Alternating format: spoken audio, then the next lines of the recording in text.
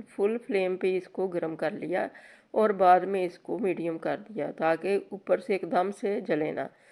तो अब हम ऐसा ऐसा से हाफ हाफ टेबल स्पून का इसके अंदर ड्रिप करते जाएंगे पकोड़े।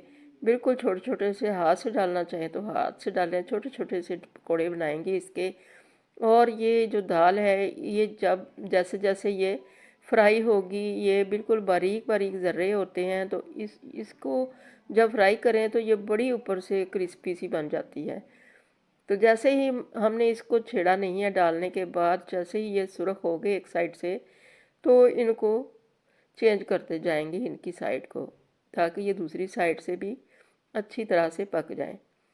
तो पकौड़े डालने के बाद थोड़ी देर इनको रेस्ट ज़रूर दिया करें, फ्लेम का ख़ास ख्याल रखें और इतने ही पकौड़े डालें जितने कि आसानी से कढ़ाई के अंदर हिल जाएं। तो बड़ी आसानी के साथ इतने हमने पकौड़े निकाल लिए हैं, 2 से 3 बैच इतने से मटेरियल के साथ बन चुके हैं।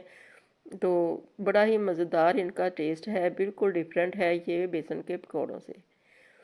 और बहुत ज़्यादा इसके अंदर चीज़ें भी नहीं गई हैं, थोड़ी सी दाल के साथ काफ़ी ज़्यादा ये बन जाते हैं और ज़्यादा मेहनत भी नहीं है। अगर चॉपर ना हो आपके पास तो ग्राइंडर मशीन के अंदर भी बड़ा अच्छा सा इसका बैटर रेडी हो जाता है।